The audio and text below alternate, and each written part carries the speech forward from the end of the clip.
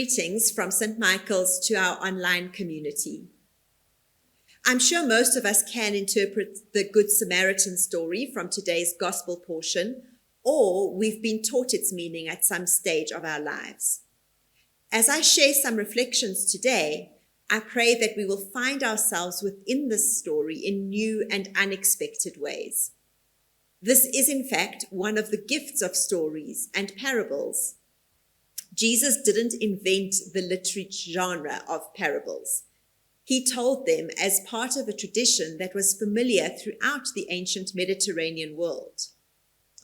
We're reminded that parables don't require us to fix on the certainty of one meaning.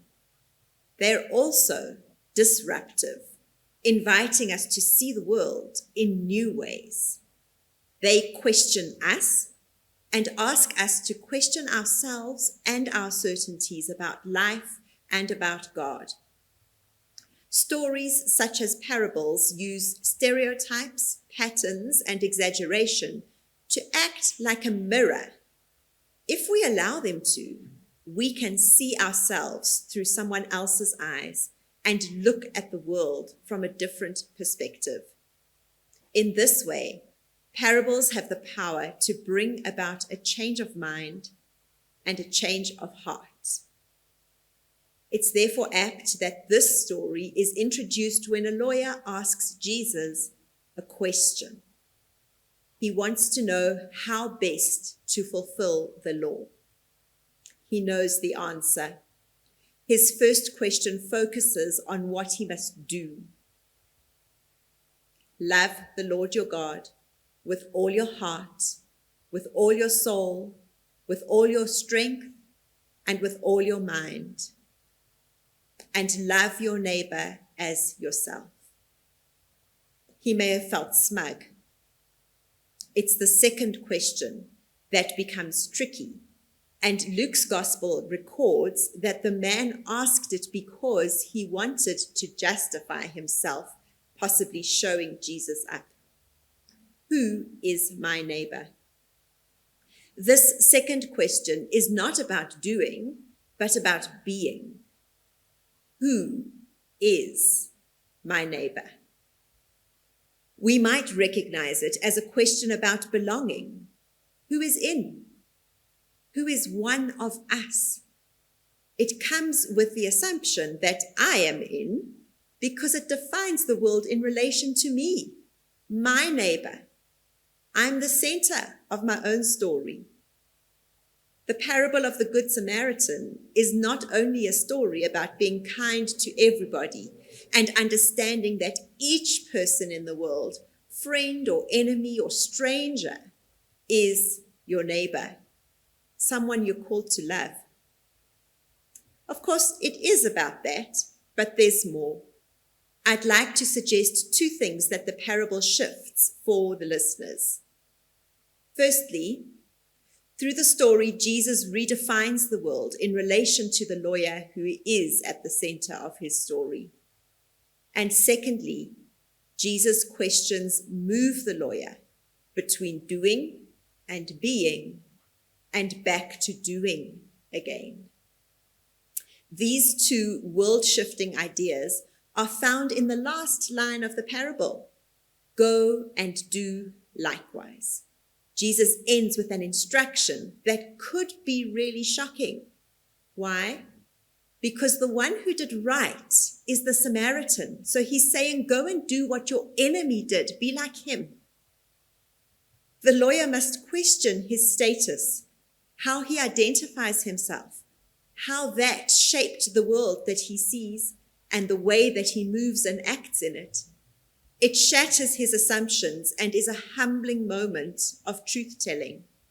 See your enemy? Go and be like him. Jesus tells this story as a Jewish teacher to a Jewish audience in a Jewish context. We know that in the time when he lived, a Samaritan would have been considered the enemy of a Jew, even though they both shared the land of Palestine and were each other's nearest neighbors. Being separate was understood and taught as necessary according to the law to preserve the heritage and lineage of the Jews. I'm acutely aware today that we tell this story and hear this reflection in the context of many forms of xenophobia here in South Africa and around the world. The experiences of migrants, refugees, displaced people makes this Jew and Samaritan situation not so far removed from us. And so we hold that experience and those human stories in our hearts and minds as we contemplate the meaning of the parable for us. Jesus is not simply saying, the Samaritan is your neighbor. He's saying, look at it differently. In the instruction, go and act like your enemy did, he turns the audience's world upside down. This also invites us to look at our world differently and question ourselves. We might like to put ourselves into the story in the role of the Samaritan, the hero, the one who gets it right and shows mercy. But that's not necessarily real. And if it were real and we did do that, it would be doubly challenging and humbling because we'd be putting ourselves not in the role of helpful hero, but of someone who is on the margins, who acts with extra courage because they didn't count. That shifts how we see our world. The many ways in which we can enter the story are to be aware, not to identify with just one character where we ask, who should I be like? But others too.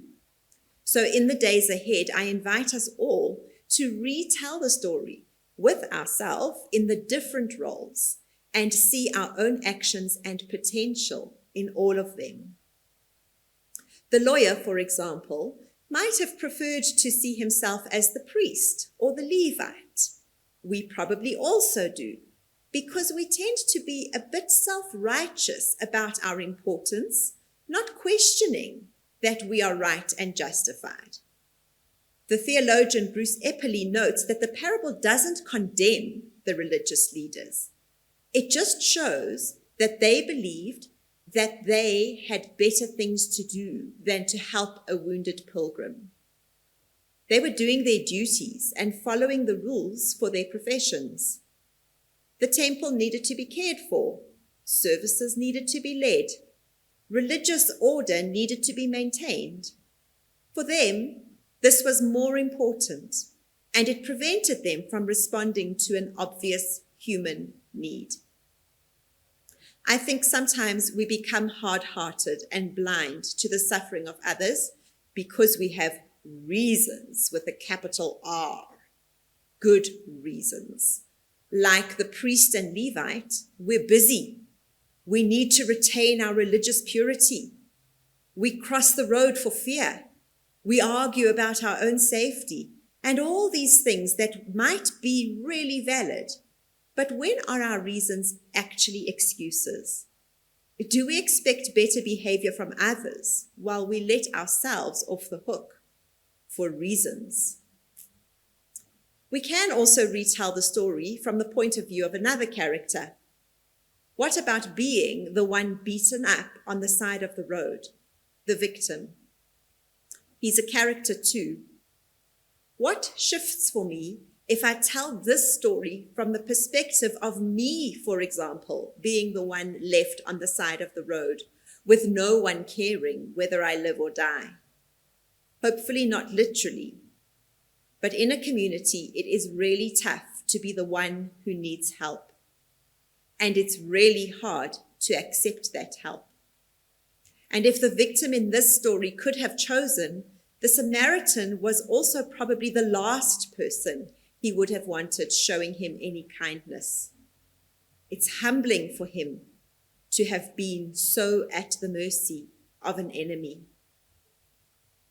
And now I want us to enter the story in the role of the Samaritan, to imagine the cost to him of being a good neighbor. His act of mercy came at great personal cost on many levels.